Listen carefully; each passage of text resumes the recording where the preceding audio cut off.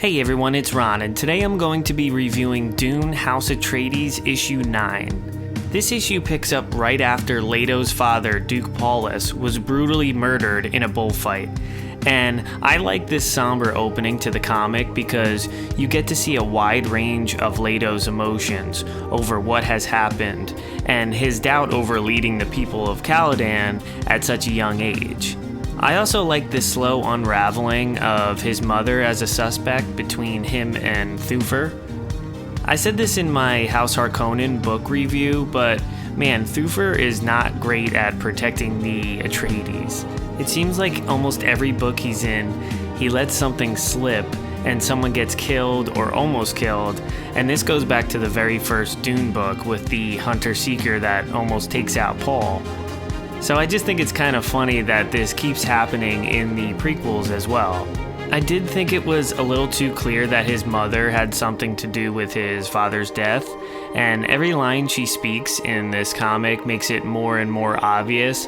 I kind of wish this storyline had a little bit more of a misdirect and mystery to it, instead of being solved right away and Leto sending his mother into exile. That's one of my complaints about the books that these comics are based on. Things happen real fast and get resolved in a rushed way, and something as short as a comic makes this even more evident. I do like the way Leto steps up and shows traits of being a strong leader when he lashes out at his mother and does what he thinks is right regardless of whether he thinks he's ready for this position or not. I'm also a little torn on the Kater Pilru scenes.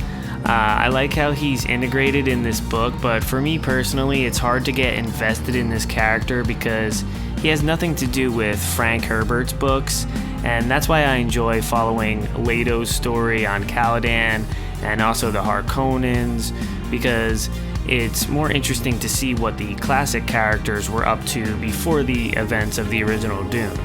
There's nothing too compelling to latch onto with Kater other than his relationship with his brother, who in this book is going through the process of becoming a guild navigator, which to me is the most interesting part of this side story.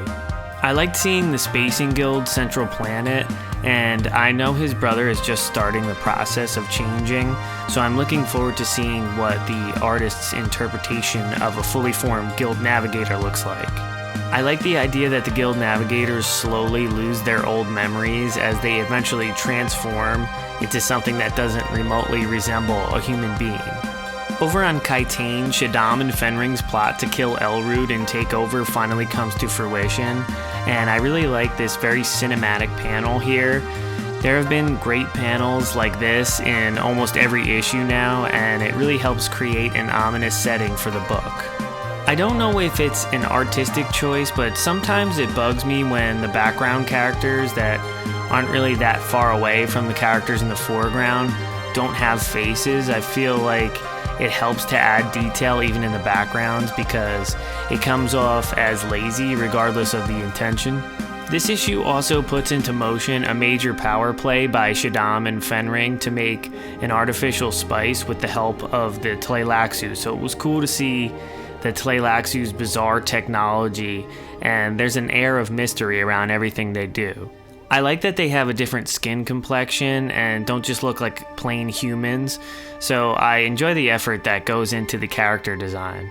I really like this Harkonnen section in this comic and in the book as well because it brings in some lore that was first realized in Heretics of Dune, which is the 5th book in the original series, and the Baron introduces Piter and his men to his chamber that can't be detected by spies, and there's a brutal panel of the dead bodies of every person who helped construct it made as a shrine in his chamber, which just shows how twisted the Baron really is. Piter looks great in this comic, and it was cool to see him in full Mentat mode to come up with a plan to eventually frame Duke Leto Atreides with their new technology, which can cloak a ship and make it completely invisible, which in the Dune books are eventually called no ships. So yeah, this was another solid issue. After this, we have 3 more, and then I hope the sales were good enough to continue adapting the second book, House Harkonnen, because that would definitely be good to see in comic book form as well. Let me know what you guys think of this series in the comments, and please be sure to like and subscribe if you're enjoying these videos. Thanks for watching.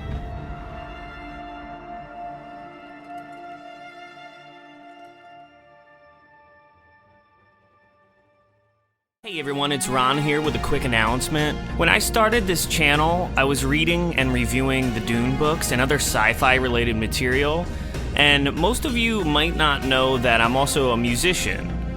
So when I was reading these sci-fi books, I started to get inspired and decided to make my own soundtrack to use for my videos, and now I'm excited to tell you all about the first volume in the Ron Reviews original soundtrack collection. This album includes the first 17 tracks featured on my channel, and it's available now exclusively on Bandcamp. Be sure to check the description of this video for the link to the album.